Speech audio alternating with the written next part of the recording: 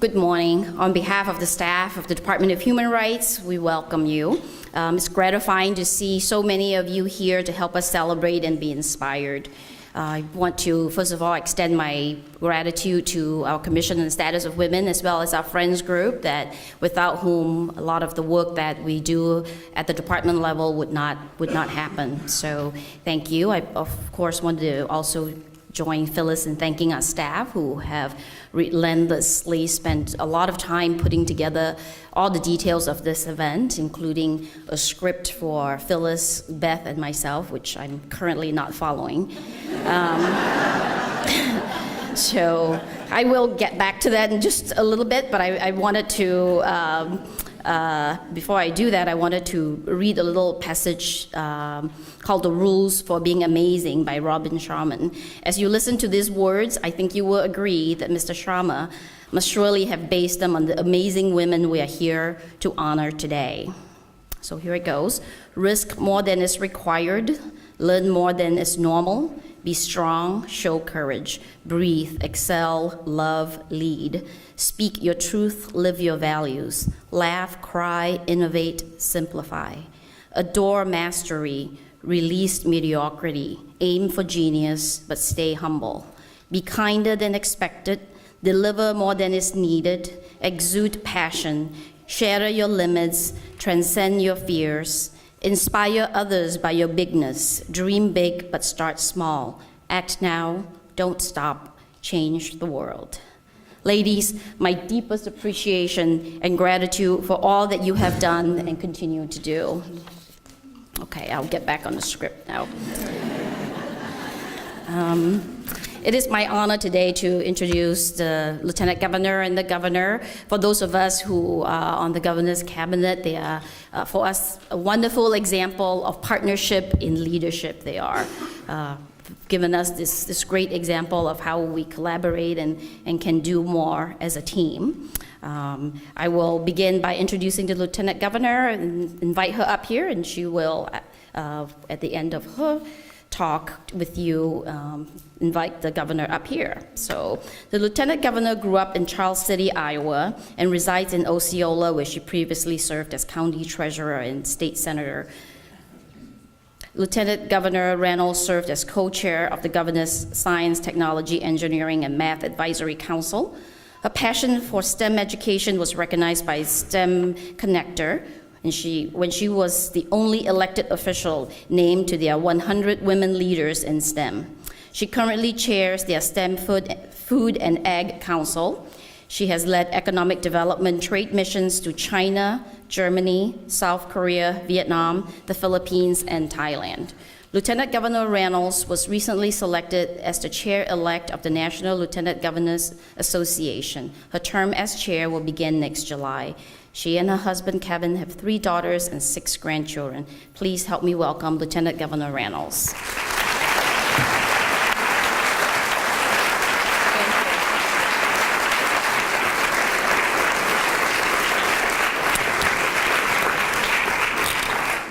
Well, good morning, and thank you, San. And I know that makes our staff extremely nervous when we go off script, too, but we do that occasionally also. It keeps things lively. I want to thank you all for being here today, and I'm thrilled to be here. I have to tell you how powerful it is to be standing up here in front of all these dynamic leaders, and it's a little bit humbling also. So I wish more women had the opportunity to sit in front of all of you and hear the stories. We're going to talk a little bit about that today. I also want to thank Christian and Sanjita, as well as San Wong and Heidi Smith, who is the Deputy Director for the Human Rights, for really their leadership and their dedication to representing minority and underserved Iowans. They're doing a great job, and we're really proud of their efforts. And of course, a special congratulations to our 2014 inductees, Renee Hardman, Mary O'Keefe, Maggie Tensman, and of course, Christy Vilsack. These women, along with the former inductees, serve as role models for current and future generations of Iowans. Role models are so critical to women who dream to become business leaders, entrepreneurs, attorneys, judges, and yes, elected officials. A few days ago, I had the opportunity to be in eastern Iowa, and I met with some extremely talented women who took the risk to establish their own businesses. Women who remind me of Renee and Mary because of their passion to leave a legacy and contribute to their communities, to make a difference and to be successful. I also met with an incredible young lady in LeClaire who ran for her local school board for the first time ever and won. She talked about the excitement and competitive nature of the campaign, things that I know Maggie and Christy can certainly relate to. Without question, there is a movement of women occurring across our state, a movement that is driven by women like those that we honor today.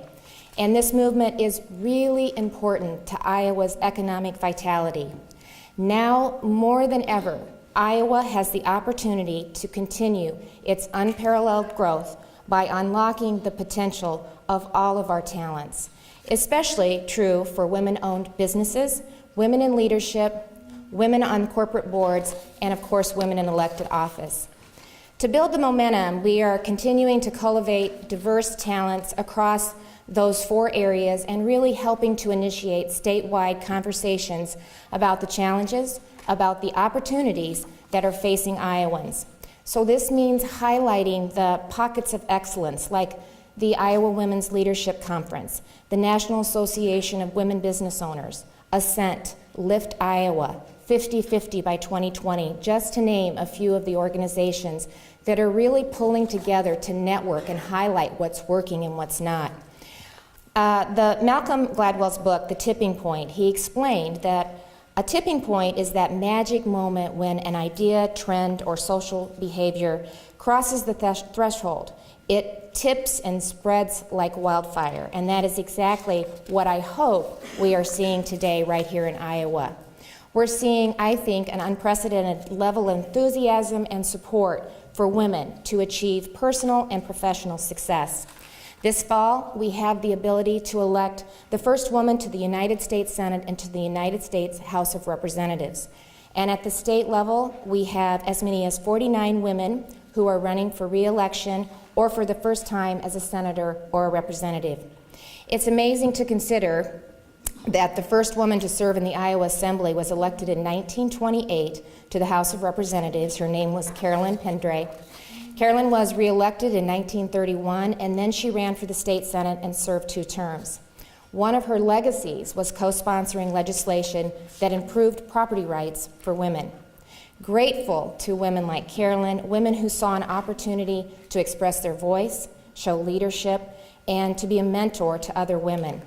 In 1997, former inductee Mary Kramer was the first independently elected female to become president of the Iowa Senate, and today, Pam Yoakum from Dubuque is the president of the Senate.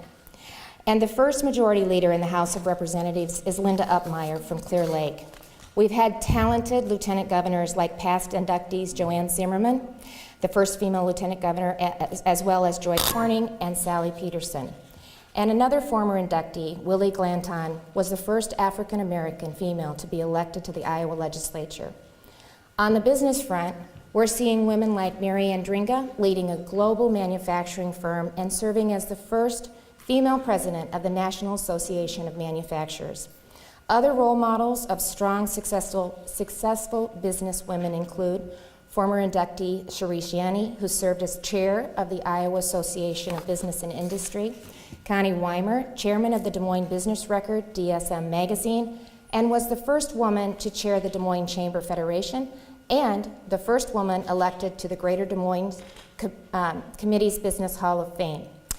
I could go on and on about the high caliber of former inductees and female leaders in Iowa, but it's important that we keep the program moving along. But as you can see, that's why we have a Women's Hall of Fame, to honor, to recognize, and absolutely to celebrate outstanding women in Iowa. And it's a way that we can continue to build on their legacy for the success in the future. Women who serve as role models for all Iowans, all ages, regardless of gender and generation. So thank you for being outstanding role models. Thank you for all that you do and continue to do. And we're going to do our part to keep that movement moving forward. So thank you very much.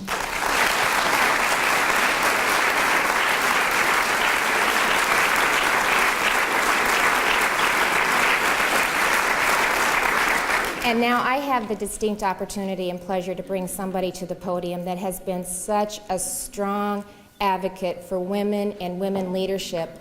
And it is certainly evidence in the individuals, the women, the articulate, strong, bright women that he has appointed to the various agencies across this great state. So please stand and join me in welcoming our great governor, Governor Terry Branstad. Thank you very much. Thank you. Thank you. Thank you. Lieutenant Governor Reynolds, thank you very much. I think you can see I have met my match in terms of energy, enthusiasm, and passion to serve. Kim Reynolds is a great partner, and she did a great job of pointing out all the key leadership positions that women are in Iowa now. I just want to add one more. I appointed the first woman state auditor, Mary Mosman. So I want to make sure that you're aware of that. She's a CPA and she's our state auditor. So we've got a lot of women, and we've got more women department heads now than any time in Iowa history, and they're heading up very important agencies. So, and it's great to see all of you here today, the past recipients, the people that are being honored this year, and all the people that are supportive of the progress that's being made in the state of Iowa and the leadership being provided by women. I'm impressed now with the number of women that we have. We've got a couple of former retired generals that are in key positions in state government. Women generals.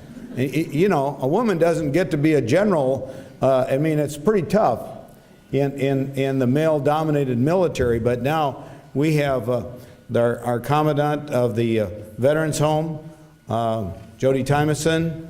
We have the director of the Department of Administrative Services for the state, Janet Phipps, both retired generals.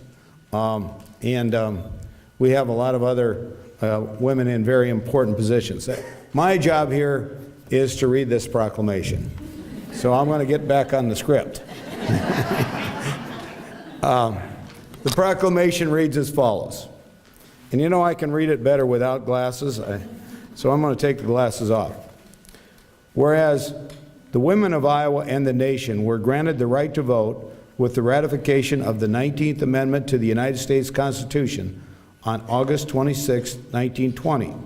And whereas Iowans appreciate and understand the essential roles of women in our society and know that we must continue to advance the efforts to ensure equal rights and opportunity for women, and whereas the value of women as politicians, homemakers, business leaders, volunteers, and workers is important in Iowa.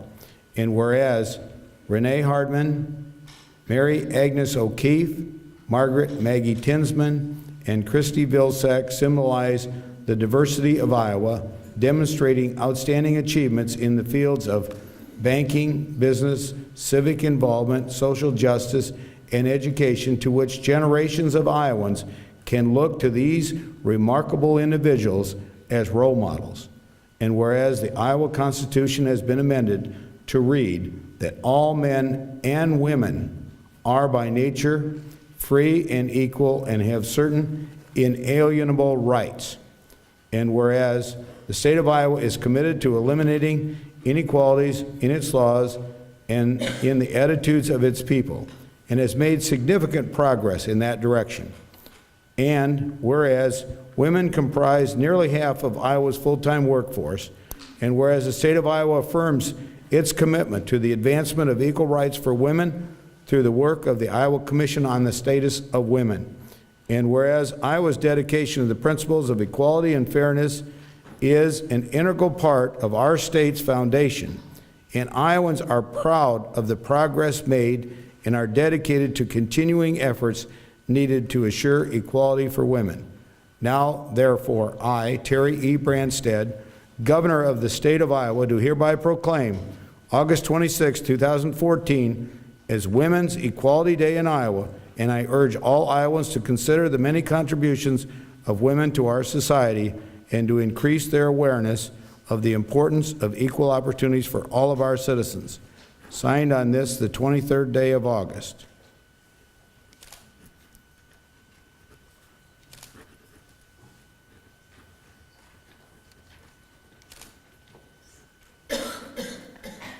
Okay.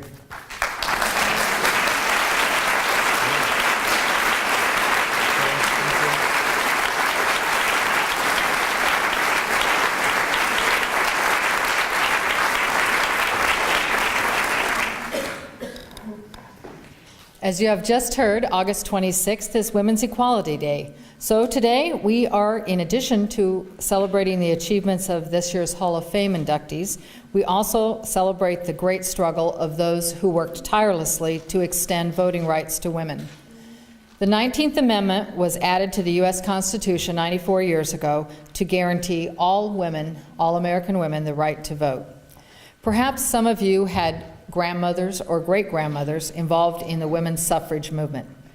It's a point of pride that a fellow Iowan and a fellow alumna of Iowa State University, Carrie Chapman Catt, was instrumental in passage of the 19th Amendment. She was recognized posthumously with induction into our Iowa Women's Hall of Fame in the inaugural group of inductees in 1975. Catt and other suffrage leaders would urge all of us to remember their struggle and please let it not be in vain by taking every opportunity you have to go and vote at every election and encourage others to do likewise. It's the League of Women Voters way, right? In the spirit of those women before us, we are here today to recognize individuals who have made a significant difference to remove obstacles and expand opportunities for women and girls. Christine Wilson is a part of the history of the Iowa Commission on the Status of Women. Her work resulted in positive changes in the treatment of Iowa women under the law. We remember Christine Wilson with the Medal for Equality and Justice.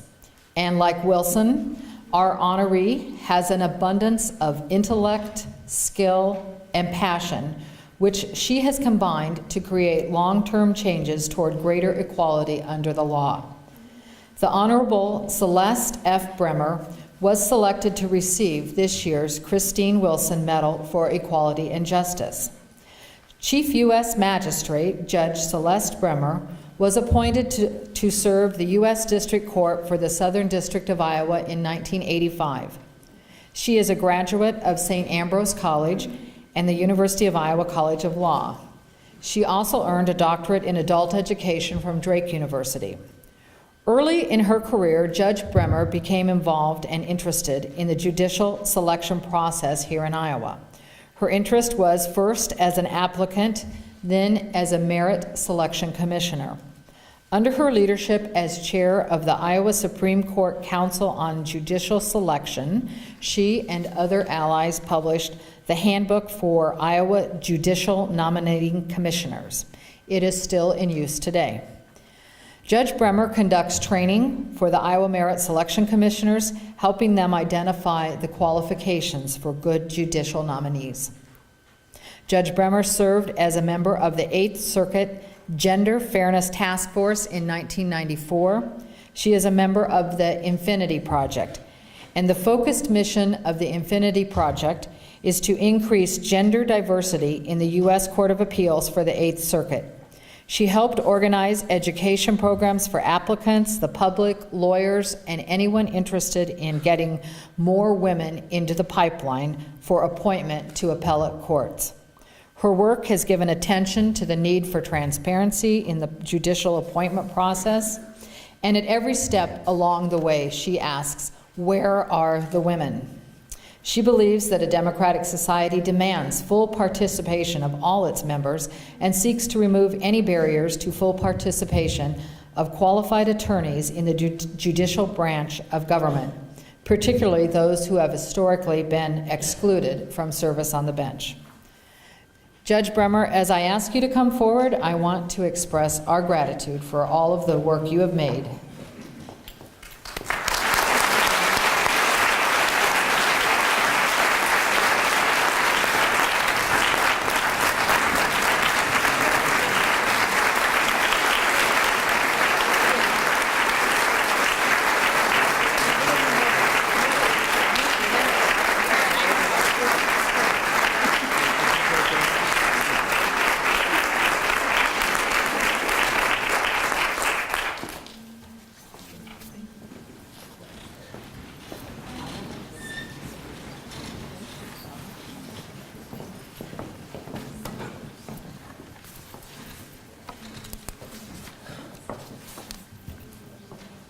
All right, thank you very, very much. And thank you very much to my many friends from many walks of life that I've run into in the lobby and didn't even realize were coming, and people who have traveled a distance to come and share this honor with me, along with Bill, my husband, and people from a lot of different communities with which I interact.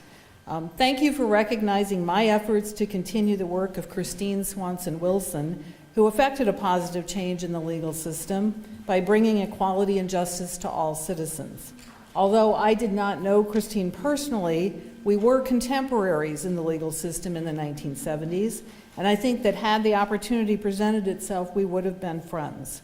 Her energy and passion for equality continue to shine through the work of the Iowa Commission on the Status of Women, and I'm proud that we take the time to remember her and reflect upon how the system has changed, or not, over the last 35 years. I grew up in Davenport, and when I started practice in 1977 with Mike Libby, Kathy Kirschbaum was the mayor. And I should just say I was in Davenport Wednesday and at, of all places, Kohl's, and two women were talking to each other, and one of them said to the other, well, if you wanted to be the mayor of Davenport, you wouldn't be the first woman because Kathy Kirschbaum was the first woman. And I thought, well, what a great conversation to overhear at North Park Mall. At the time, Judge Margaret Stevenson Briles had just been appointed as an Iowa District Court judge. I was hired by Elizabeth Shaw to work in the Scott County Attorney's Office with Christine Hansen. And I know with sadness that Betty recently passed away. She was a great mentor, and I wish I could share this moment with her and with my parents. I truly appreciate all the support I've received through my career, including everyone who's come to today's ceremony, with a special thanks to Elena and Jillian, who came on Elena's birthday and gave up their Saturday to be here with us. When I started practice, the entire Scott County Women's Bar Association could fit around one table at a local restaurant. Linda Newman, Pat Sepikin, Mary Ellen Kerr, and I were the new kids. In 1977, we believed that by increasing the number of women on the bench and in the bar and through political office, we could change society. It made sense to us that times were changing when you consider that Betty Shaw had been in the Iowa Senate with a colleague named Branstad. And our go-to problem solvers were Maggie Tinsman, Mary Louise Smith, Minette Doderer, Joy Corning, Mary Ellen Chamberlain, Joan Lipsky, and Jean Lloyd Jones. We felt that we could, would, and should break ground in Iowa, and that in due time there would be 50-50 representation of men and women on the bench and in all branches of government and in business. I anticipated this would happen in less than 35 years. Apparently, it's still a work in progress.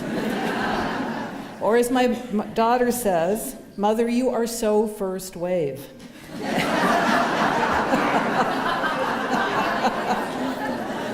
I apparently did not get the memo that we're on the fourth wave of feminism.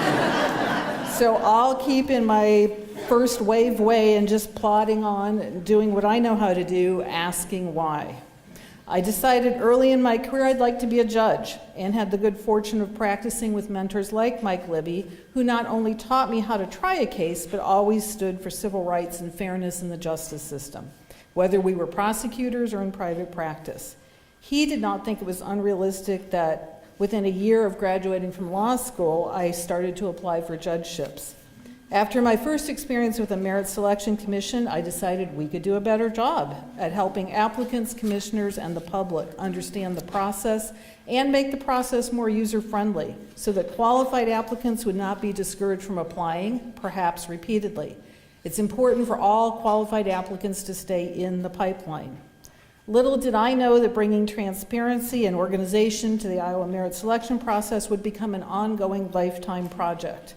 I was asked to chair the Supreme Court Task Force on Judicial Selection, and we published materials which fortunately are still in use, and we do training as often as people will let us do that.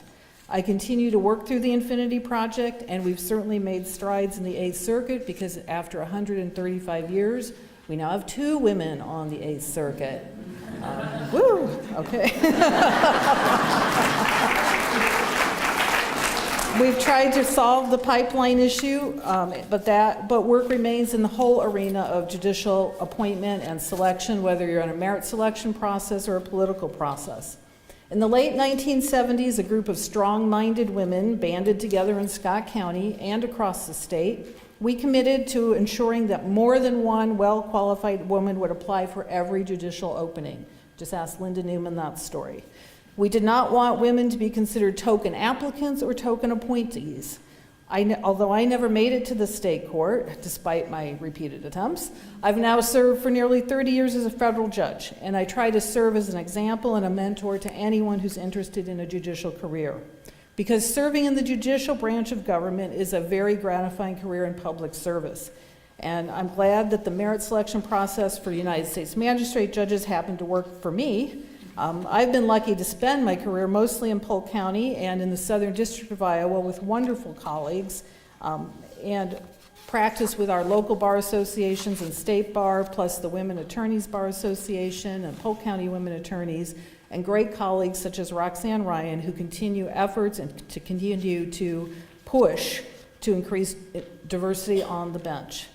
But I find that even today, I'm having the same conversation with applicants, commissioners, and appointing authorities as I did in 1977. Does gender matter? As I've examined our process and tried to expand the diversity of applicants and clarify what skills are actually needed by judges today, which are not necessarily obtained through litigation experience, I've tried to answer the question, does gender matter? I think all anyone wants is a judge who's capable of listening to evidence and rendering a fair decision, attributes that are not gender specific. So shouldn't we as consumers of justice and as citizens in a democracy be most interested in focusing on the framework of judicial selection, the process of judicial decision making, and increasing public confidence in the justice system by finding the best suited applicants to these jobs, and then by appointing them? So I decided that the better question is, WTF? Where are the females? As we think about it, okay.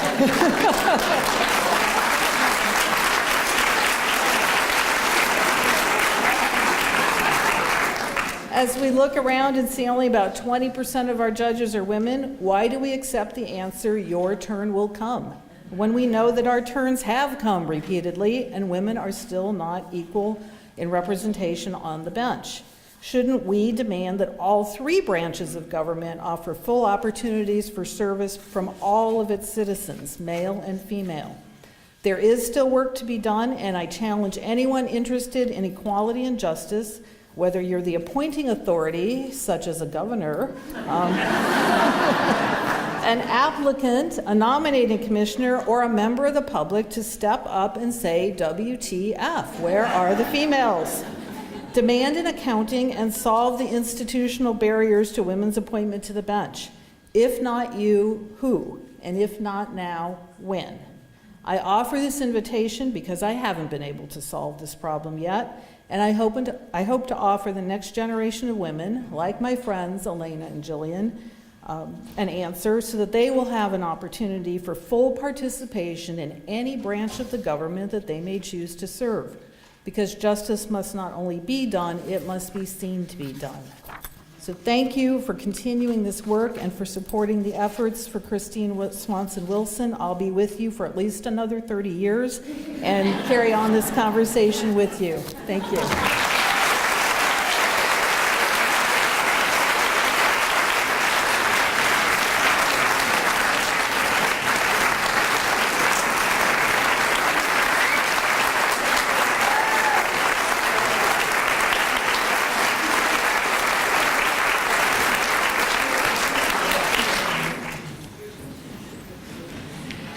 Thank you. That was a wonderful way to start the recognition process.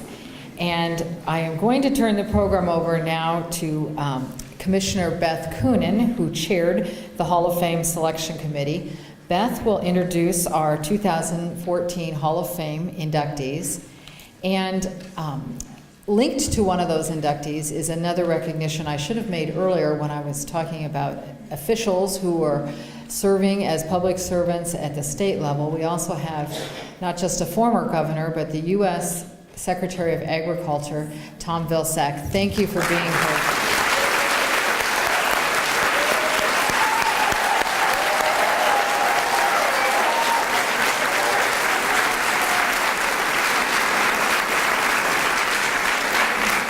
And with that, I'll turn it over to Beth, who later in the program will introduce the other Vilsack. Well, thanks, Phyllis, and congratulations again to all of our recipients today. I'm sure that you are tired of hearing from other people other than the recipients, so I'll go ahead and make this brief. Having chaired the selection committee now for a couple of years, I've had the opportunity to learn about a number of extraordinary Iowa women. These women aren't only accomplished in their chosen fields, but they're recognized as women who are constantly striving to mentor those behind them and really build our communities. And so I want to cut through most of the script. Sorry, ladies, thank you for preparing it. It's wonderful. But I really want to get to our first nominee, who's Renee Hardman. Renee was born in Chicago and moved to Iowa in 1979, sight unseen, as she told me early this morning. She came here for Drake University. Renee is the owner of Hardman Consulting, a consulting firm which provides comprehensive HR services for both for-profit and nonprofit entities. Prior to this endeavor, she worked for Bankers Trust for approximately 20 years, serving as primarily as their Senior Vice President in Human Resources.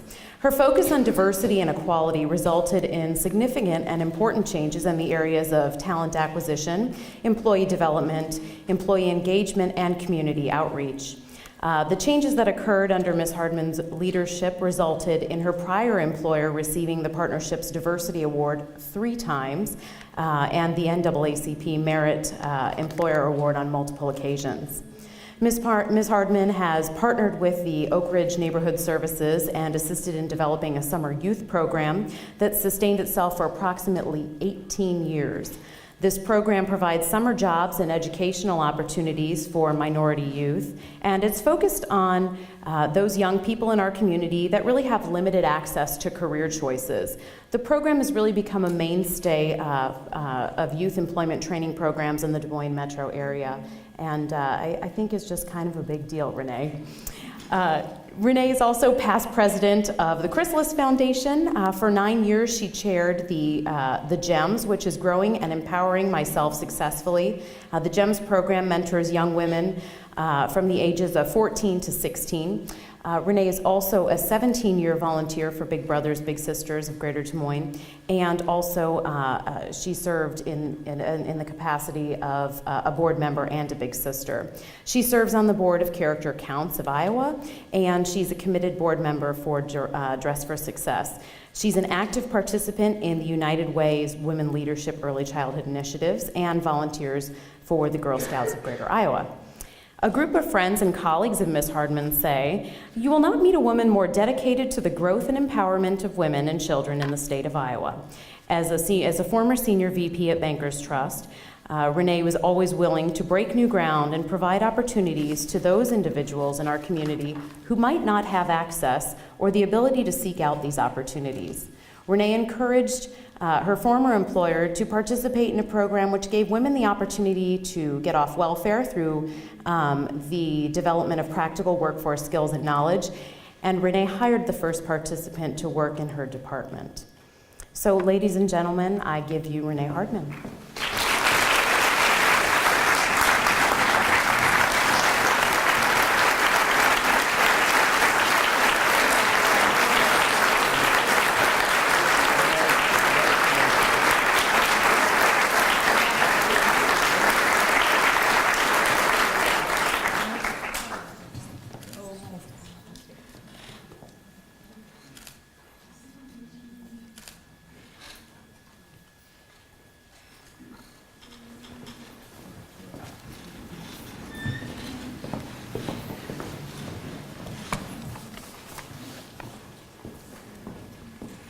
Good morning, and thank you, Elizabeth, for your most kind and generous introduction. Not on my script, but I'll say to the Honorable Celeste F. Brimmer, as a member of the Judicial Nominating Commission I was taking lots of mental notes. First and foremost, I give glory and honor to God for his ever-flowing blessings upon my life, including this very special one today. I offer my heartfelt gratitude to Governor Branstad and Lieutenant Governor Joy Corning, San Juan, the members of the Iowa Commission on the Status of Women, and the Selection Committee for their acceptance of my nomination. I would also like to thank my nominators, Mary Lynn Jones, Amanda Young, Sharon Gaddy Hanna, Connie Ager, Denise Parker, Terry Hernandez, Terry Caldwell Johnson, and Jerry Lee Henry for their role in my nomination. Obviously, as you can see, it takes a village to support a woman. To my friends, I am eternally grateful for the words that you gave and the support that you always have given. I say thank you, especially to my mom, who's sitting in the front row, Geraldine Hardman, who has traveled from Chicago many times, including today. This makes this event so much more memorable. As a single parent raising 3 girls, she has instilled the values that have shaped who I am today. So let's give my mom a round of applause.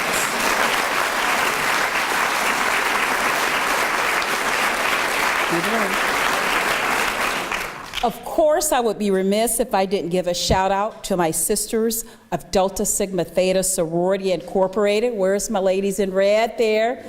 If this wasn't such a refined audience, they would be saying, woo, woo, woo. And also the Des Moines chapter of the Lynx Incorporated, my sisters. Thank you for the many hours we have worked together to help make our community a better place. I offer congratulations to my fellow honorees, Mary O'Keefe, Maggie Tinsman, Christy Vilsack, and the Honorable Celeste Brimmer. I appreciate being in your company and am honored to accept the recognition alongside each of you. So I say congratulations. As I reflect upon this award, I am humbled and honored. I pay homage to all the past honorees who have come before us today, for so many of them have shaped this community and created opportunities for many of us to thrive. They are our real trailblazers, so let's give them a round of applause.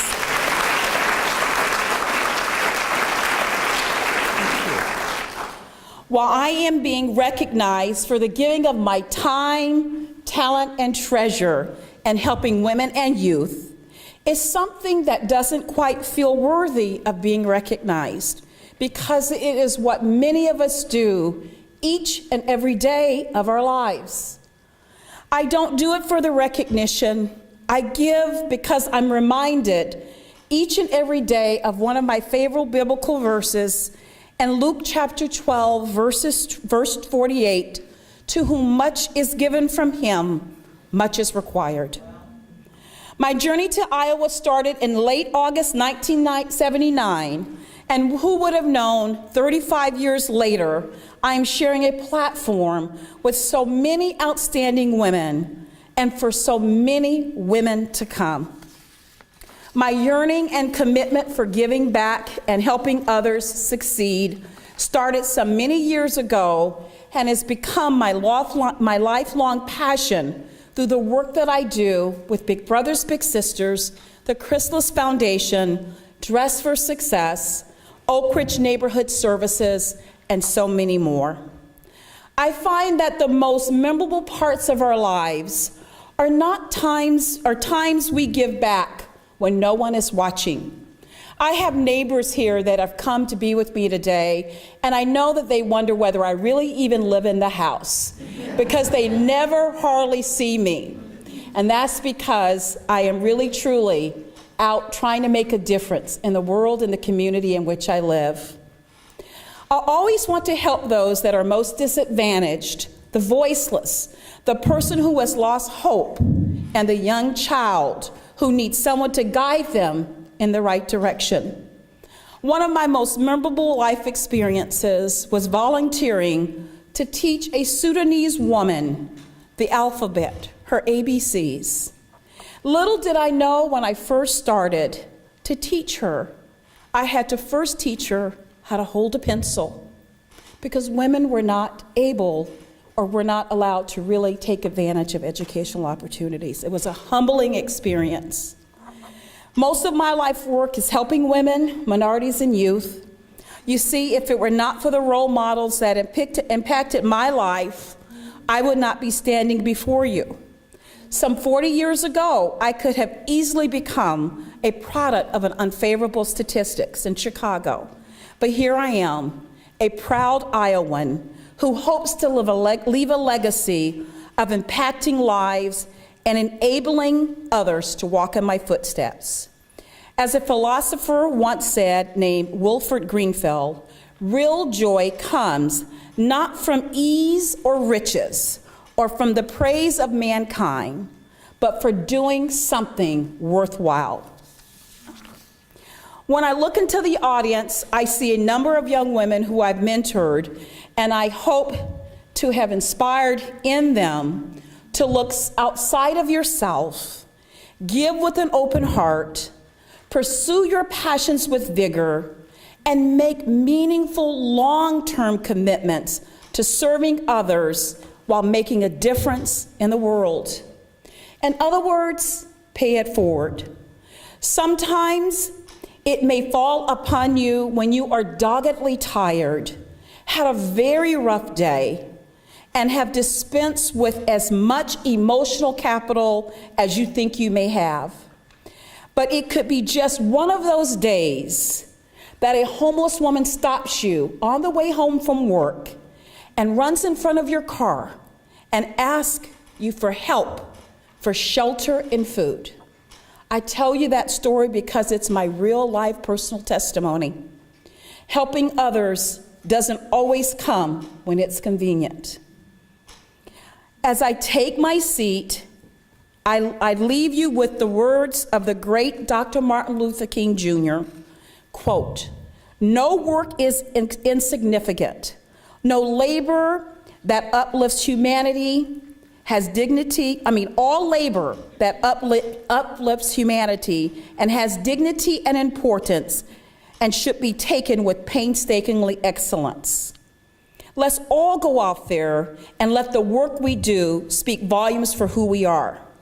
With this honor, I say thank you, and I know that I will vow to continue to build upon a legacy of giving back, making a difference, and improving the lives of everyone, including women, minorities, and youth, wherever my journey may take me. I say thank you so very much for all of your support and for being here today.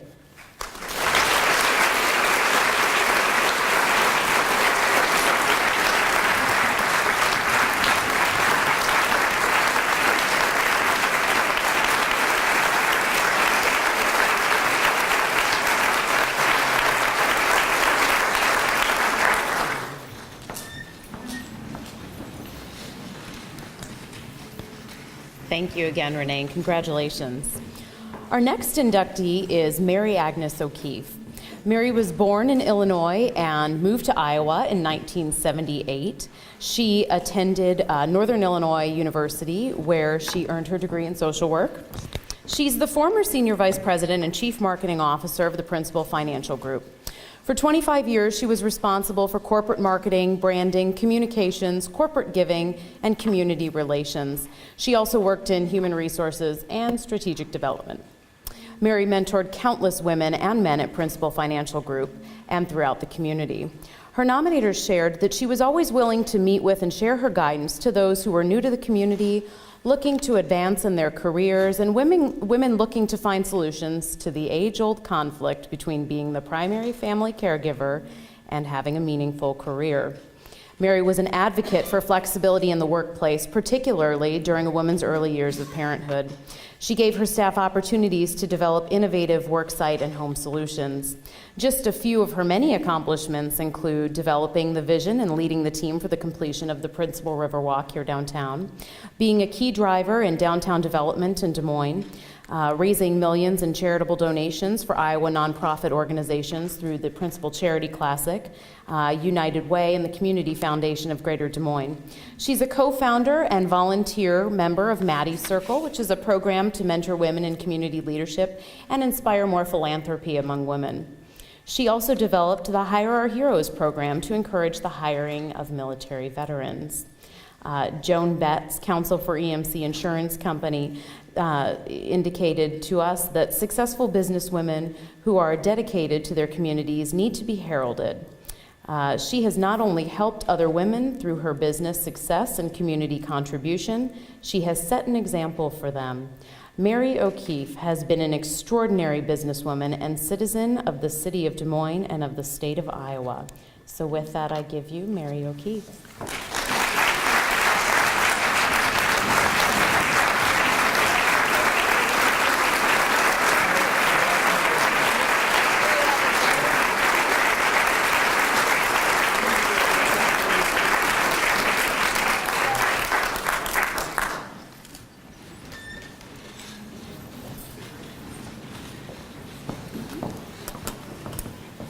Wow. Well, thank you, Governor, and Lieutenant Governor and Director Wong. I appreciate being here with Governor and Secretary Vilsack. We worked on a number of things together, and I am very appreciative of the Iowa Department of Human Rights and then the Commission on the Status of Women. I'm just incredibly grateful and humble to be here, and it's kind of an unbelievable honor for me. I was thinking when I was notified that I was being honored that my parents must be smiling down, but I decided in the last couple of days that they're probably just outright laughing, actually. So, you know, as I look at the girls here today with the Girl Scouts, my message is that no matter where you came from and your background as a shy, awkward, not confident kid, and I know some of you don't believe shy, but it's true, and someone who came from a very modest background, you can really do things that you set your mind to, and with some luck and a bit of courage. You know, what I've always said is that when someone is standing in front of a crowd receiving recognition, it means that there are countless people behind the scenes doing great work and holding down the fort and supporting them, and that's certainly the case for me. I have been incredibly fortunate to have had the support of so many wonderful mentors, bosses, coworkers, friends, and people who I've led but who have taught me very much. And I really appreciate the nomination by Vicki Leo and support by Joan, Connie, Martha, Lynn, and others. So thank you very much.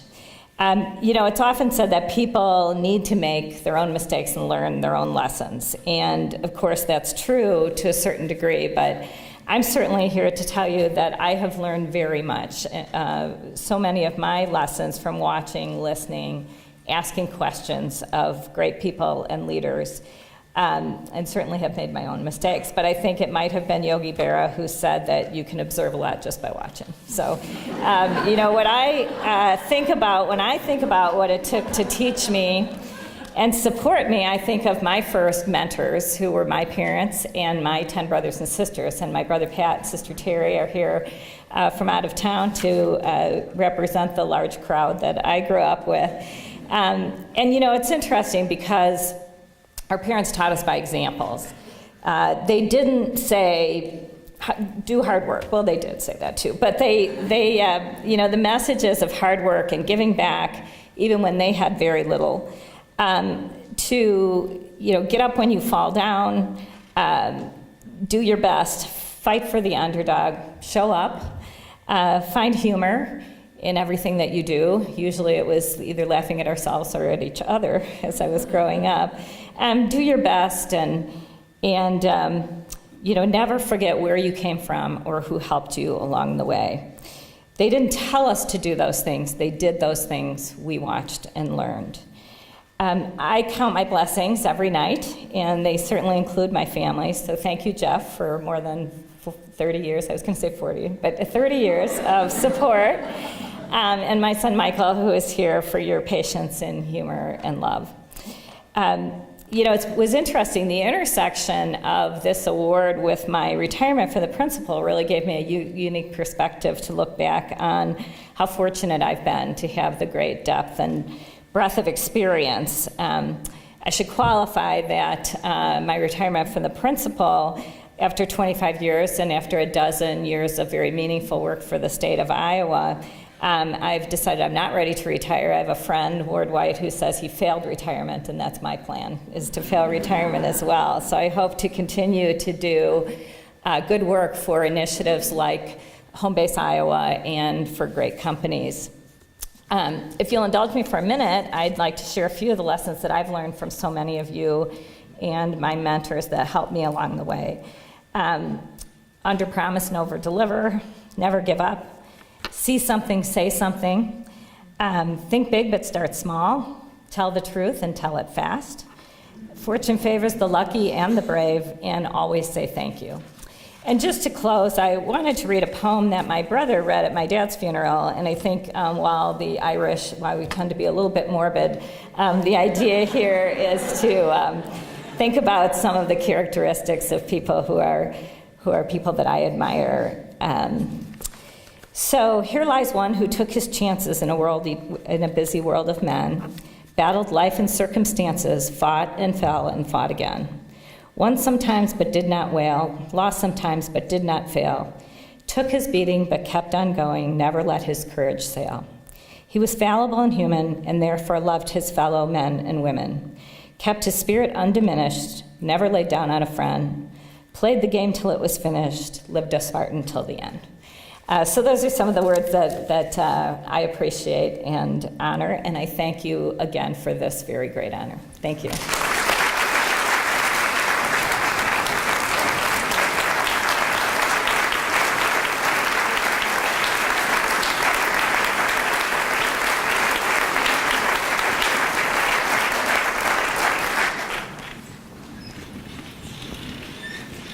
Thank you, Mary. Our third inductee is Maggie Tinsman. Ms. Tinsman grew up in Moline, Illinois. She attended the University of Colorado, where she earned a Bachelor of Arts degree in sociology. She later moved to Iowa to attend the University of Iowa, where she earned her master's in social work while she had 3 young children, which is no small feat. She was the first woman appointed and elected to the Scott County Board of Supervisors. She was initially appointed to fill a vacancy and then later elected after winning in a primary contest with 5 men and 1 other woman as candidates. Ms. Tinsman was elected to the Iowa Senate in 1988. She served the people of Iowa for 18 years in that capacity, from 1989 to 2007. And while in office, she introduced legislation making human trafficking a felony in Iowa. That legislation was later signed into law by former Governor Tom Vilsack, and that happened in April of 2006. After leaving the legislature, she formed Breaking Traffic, an organization dedicated to eradicating sex trafficking in Iowa and Illinois. The focus of the organization is on educating the populace and law enforcement personnel about the prevalence of human trafficking in the Midwest, coordinating a victim-centered response, and advocating for justice for victims. In 2010, she co-founded 50/50 in 2020, a statewide bipartisan, issue-neutral initiative to achieve political equality for women in Iowa by 2020, the 100th anniversary of women's suffrage. The program consists of a statewide network of women who recruit, train, and mentor women to achieve 50% of the elected positions in the Iowa legislature, U.S. Congress, and for the governorship. Ms. Tinsman's daughter, Heidi, a professor of history at the University of California, Irvine, and obviously an accomplished woman in her own right, says of her mother, "Her moral compass never wavered. She stood up for what she thought was right and never doubted the ability of women like herself to be agents of progressive action and examples for other women of whatever political background. I deeply admire her commitment to supporting other women's leadership, to bipartisan cooperation, and to the simple, profound principle that good government and strong communities require civic involvement, especially by women. So with that, I give you Maggie Tinsman.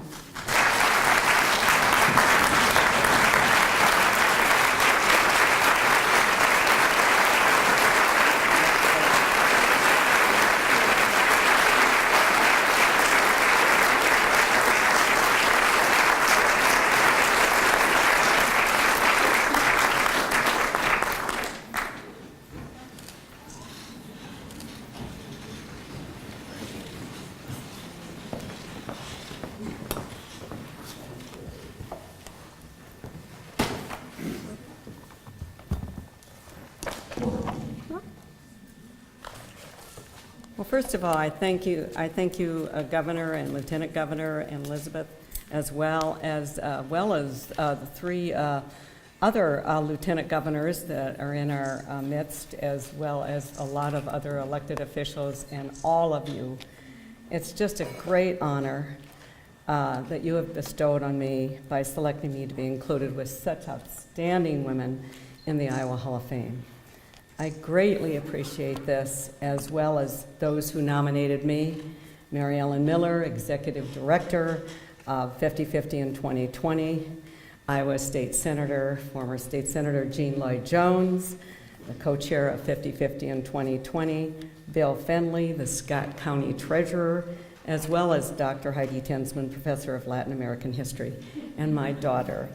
And also, as she pointed out in her letter, and I politically disagree with my mother in many ways. But I also like to thank all of you who have supported me professionally, politically, and emotionally over many years. Likewise, I'm thrilled to see you who have come from all over. A lot of my family is here from the Quad Cities, but you've come from all over Iowa to celebrate with Celeste Brenner, Remy Hardman, Mary Agnes O'Keefe, and Christy Vilsack. Of course, I'd like to express my sincere appreciation also to the Iowa Commission on the Status of Women for this significant token of esteem.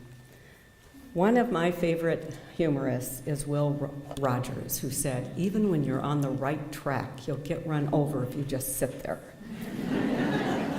Well, that's exactly what I've tried to do, not to get run over.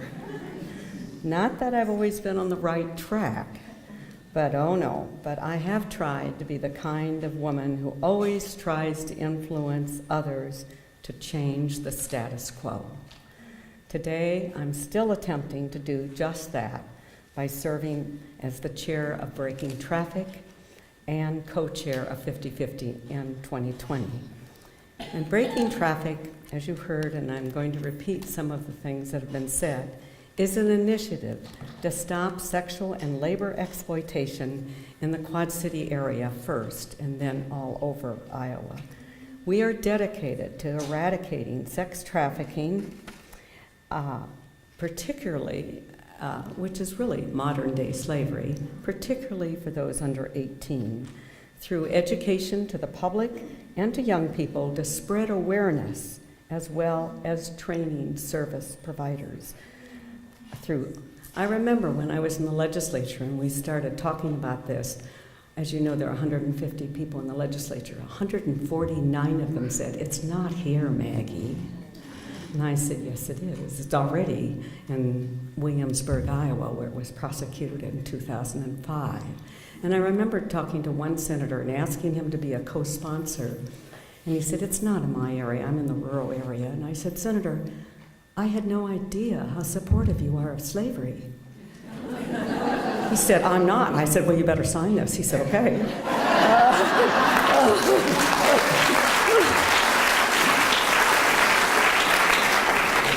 But also, we do legislative advocacy to ensure justice for victims and through community partnerships to coordinate a victim-centered response to sex trafficking. we are going into the schools now with a program called Traffic Jam, including a new video with testimonials from 3 women, survivors from Dubuque, the Quad Cities, and Waterloo. Very brave women to do this. In addition, I'm working continually with Senator G. Lloyd Jones and lots of other people in this audience right now, also Mary Ellen Miller, and the 50/50 and 20 board we are recruiting, training, and mentoring women, Iowa women, in order to receive or achieve political equity in sufficient numbers so that by 50/50, by 2020, the anniversary of women's suffrage will then have been 100 years. Iowans will have elected females to fill 50% of the Iowa legislature, 50% of the Iowa delegation to the U.S. Congress, which means 2, and 1 senator, and the office of governor. 50/50 in 2020 is, as you heard, a bipartisan, issue-neutral organization. In fact, we've been told we're possibly the only bipartisan one in the United States. We are promoting political gender equity in Iowa every day. Organized in 2010, we have a board of 14 women, many of them right here, 7 Republicans and 7 Democrats. Our advisory council also is composed of 20 men and women leaders in many areas, and one of our co-chairs is here, Justice Linda Newman. We have been joined also in this effort by 15 Iowa organizations, including the Iowa Commission on the Status of Women. We are not a PAC, and we do not endorse candidates, although our individual members do endorse candidates. We believe in civility and respect among political opponents. And why do we do this, you might ask? Well, currently, women make up 23% of the legislature, and Iowans have never elected a woman, as you know, to Congress, nor to the office of governor. Because of those 2 things, we are just like the state of Mississippi, which means Alabama, Georgia, Utah, Louisiana, Texas, and Utah are better than us. We've got to do something about that. Still, women make up 53% of the registered voters in Iowa, and women bring a wealth of experience, education, common sense, and hard work to the political arena. We do see issues slightly differently through a different lens, tend to include more citizens in the process, and know how to use consensus-building processes. In fact, women are excellent problem solvers, and that's what politics is, problem solving. So really, politics should be women's business.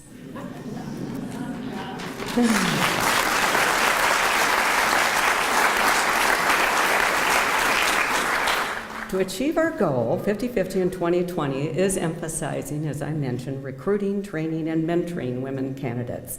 In January of 2012 and 2014, and again it will be in 2016, we will be conducting an advanced training for women candidates and campaign managers called the Blueprint for Winning Academy, complementing the efforts of the Carrie Chapman Katz Center for Women in Politics at Iowa State University and the new leadership program of the Iowa Women's Resource and Action Center at the University of Iowa. This is the 2-day academy focused solely on how to win, not on issues. The election results from our academy candidates have been outstanding this year. 73% of our graduates were successful in the primary.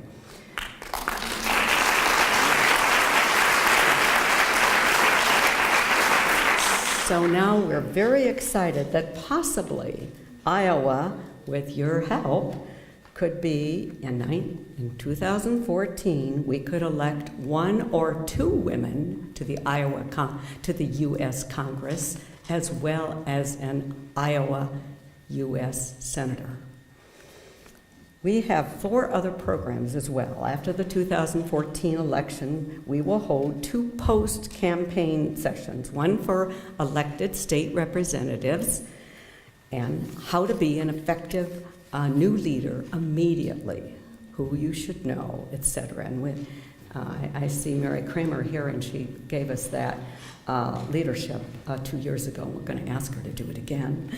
And one of those sessions will be on those that weren't elected as a state legislator. But our program will be on leadership for success and to interest you in running again. Abraham Lincoln lost 14 times. Certainly, women, you can run more than once. So next spring, we will also hold 2 recruitment initiatives. One, it's a program or a conference, really, with the Girl Scouts called Share Your Voice, to instill confidence in girls so that they run for leadership positions in their schools.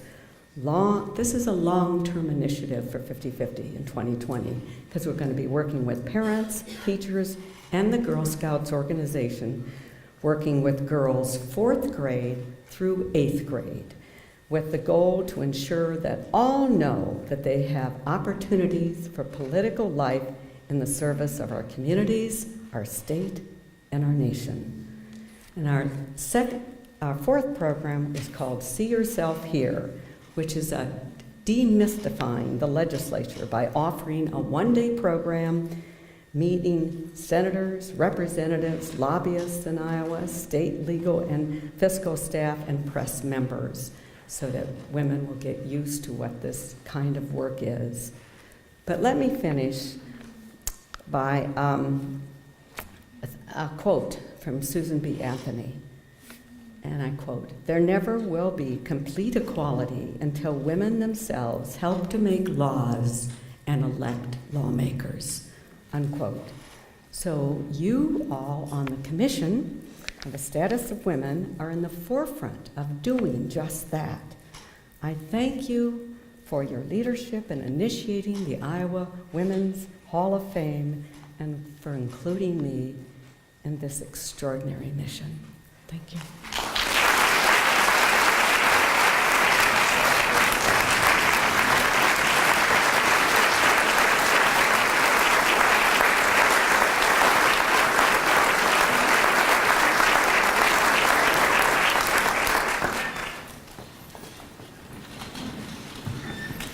Thank you, Maggie.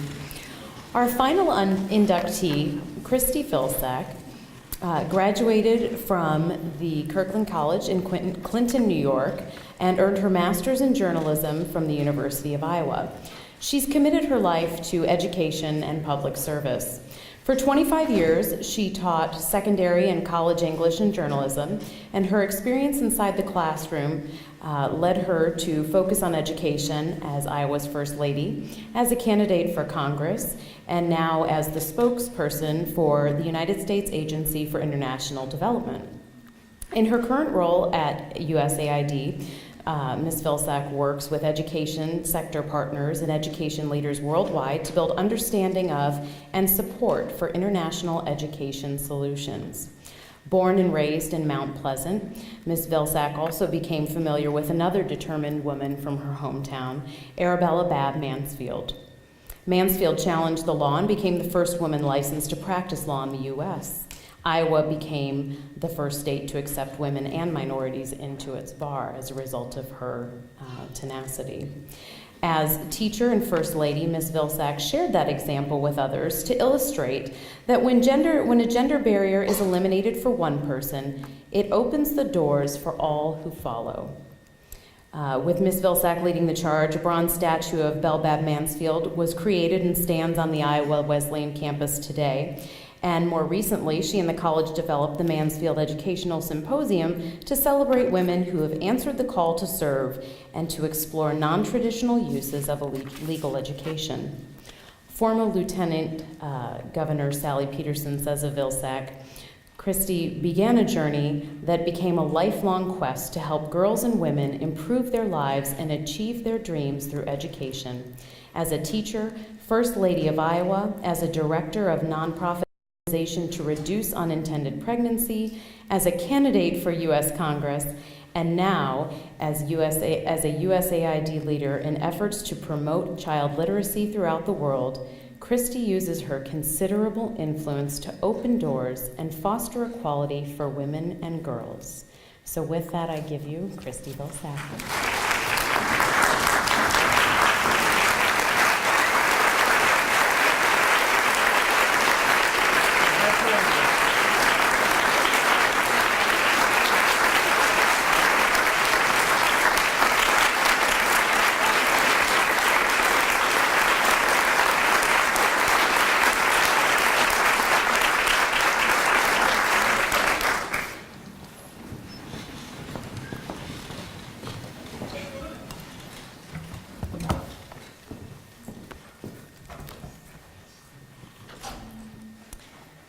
Let girls learn.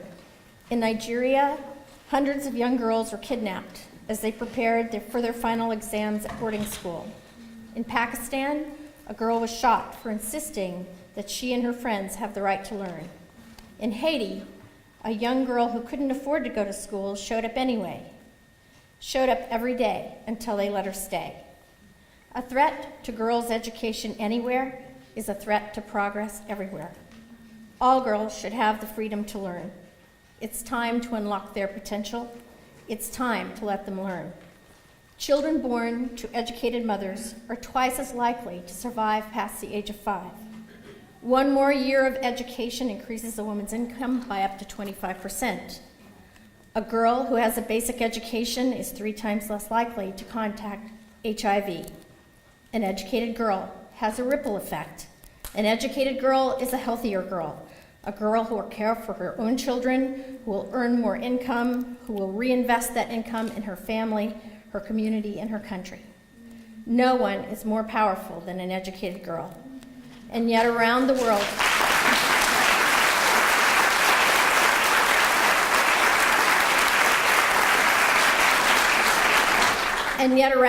62 million girls are not in school. There are millions more trying to stay. You can make a difference. Help let girls learn. Spread the word, organize an event, donate your time, become a mentor or a tutor. Set up a sister program in a girls' school abroad. Get your university to provide scholarships to women from developing countries. Act now, and you will see an impact because the world is much smaller than you think. Our economies will be stronger, our communities will be healthier, and we will be more stable and secure. Terrorism and extremism will wane because a girl with a book, and a girl with a microscope, and a girl with a hard hat, and a girl with a gavel are the leaders and peacemakers of tomorrow. Let girls learn. Make the courage of so many girls around the world count. Make it contagious. Speak up, reach out, share your concern, tweet it, post it, join a campaign, donate your time, double down on your own education. Start a movement to let girls learn. This is a script of a public service announcement that Anne Hathaway, Alicia Keys, and 23 other celebrities produced and released last month for the U.S. Agency for International Development, where I serve as Senior Advisor for Education. If you Google Let Girls Learn, you can watch the ad and also visit the website where it will show you how you can become involved. Let Girls Learn is an appropriate focus for my remarks today because the Iowa Commission on the Status of Women has been vigilant in creating opportunity for Iowa girls and women these many years. Thank you for your advocacy and for honoring us today. And thank you also to Deb Madison Levi for spearheading my nomination and for the many other people who were involved. I'm connected to almost everybody in this room, and you have each had a profound effect on the direction my life has taken and the choices that I've made. To thank you, I'd like to share with you a few stories that show you how the influence you've had now affects my work. One of the biggest barriers for girls going to school in developing countries, even in public schools, is school fees. Some girls must tend younger children, find firewood or gather water or work in the fields, so they aren't allowed to go to school. And some have lost their parents to HIV/AIDS or to natural disasters. So there's no one to pay for them to go to school. For my library and Reach Out and Read friends, librarian Jane Meyer showed up in my office soon after I arrived at USAID. The Lobuto Library Project, which she heads, and which won one of our grants from USAID for creating computer games to help out-of-school children learn to read at the Lobuto Library in Lusaka, Zambia. In February, I visited this amazing place, told stories to the children, and talked with the youth who worked with local reading experts to create the software that helps other out-of-school children practice their reading skills. For my book-loving friends, John Cole, director of the Center for the Book at the Library of Congress, who helped us start the Iowa chapter of the Center for the Book here at our state library, offered to host a gathering of literacy and technology specialists from around the world to help us solve one of our biggest problems. We intend to teach 100 million children to read better, but we need more than textbooks to do that. We need millions and millions of books in hundreds of local languages at various reading levels to help kids practice. To do it, we will engage writers from around the world of all kinds and ages to produce the stories. We'll upload them onto the cloud, translate them and localize them in the local languages, download them to publishers in developing countries, print them and distribute them, so that Martha, a little first grader I met in Malawi, will have something to read that is relevant to her life and understandable. For all the people who helped me write, publish, and distribute 40,000 books for Iowa kindergartners every year, now I have the chance to help create a system that will deliver millions of books to all the Marthas around the world.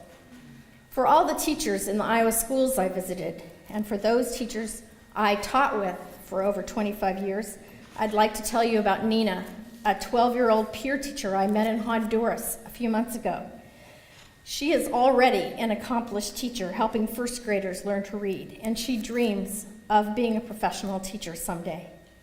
For my friends at the Iowa Initiative and in the reproductive health community, including Maggie Tinsman, who served on our board, the EAGLE program in the Democratic Republic of Congo is one of the many USAID programs that is helping girls learn leadership skills, financial literacy, and technology. But they also learn about reproductive health so that unintended pregnancies won't keep them from finishing their primary and secondary school educations. Next week, I'll travel to the Indiana University in Bloomington to meet up with 14 female teachers from South Sudan, chosen to participate in an education master's degree program. They will also receive leadership training and learn peacemaking skills so that when they return to their country, which is the newest country in the world, that they can shape its future. Maybe one of them will be South Sudan's first woman president someday. To my friends in Mount Pleasant and in the Iowa Wesleyan community who helped me raise the money and build the statue on the Wesleyan campus of previous Hall of Famer Belle Bab Mansfield, the first woman in the United States admitted to the bar. In Afghanistan, USAID is providing professional development for judges and training new lawyers in civil rights for women. Recently, Ms. Abazi just became the first Afghan woman lawyer to serve as an international moot court judge. I was First Lady on September 11th, 2001. To the many families who, like my own, who have sent a member of their family to Afghanistan, I visited a community school in Kabul about a year ago where 6,000 girls go to school every day in 3 shifts. In the past 10 years, 8 million more children are in school in Afghanistan, 40% of them girls. Afghanistan will be changed because of that, and it's an amazing legacy for everyone in this country. To my political mentors, to people like Minette Doder when I was 18, and Sally Peterson when I ran for office for the first time at 62, there are many ways to win. The work I'm doing now takes me to Congress on a regular basis to tell the stories that I'm sharing with you here today. One of the women I ran with in 2012, who succeeded in getting elected, pointed out to me recently that I'm actually getting something done.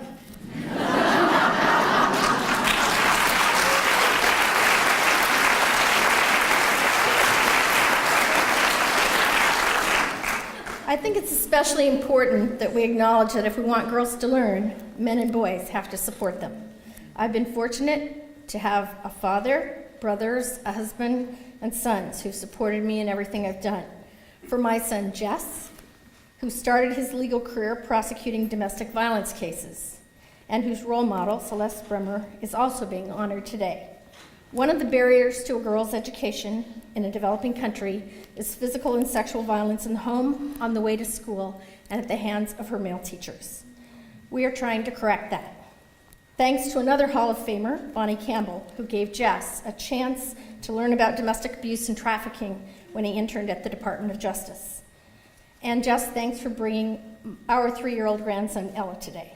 Your daughters are fortunate to have you as dad. To my son, Doug, who shares my passion for international development and has his own nonprofit that enables women entrepreneurs to sell solar technologies in places that have no light. Now he's working on a small solar lamp that children can carry around their necks that will give them light at home and at school where there is no electricity, a light to read by. And to my husband, Tom, who is so committed to feeding children in this country and around the world that he has partnered with me at USAID to align USDA's McGovern-Dole feeding programs with our USAID reading programs. Children who have not eaten cannot learn. When girls are fed at school, their parents are more likely to let them attend because they don't have to feed them at home. While visiting reading programs recently in rural Honduras, I was able to visit a school where parents are mixing vegetables from their school garden with USDA soy corn mixture to make nutritious school lunches for their children. For many years, I was the only girl in my family.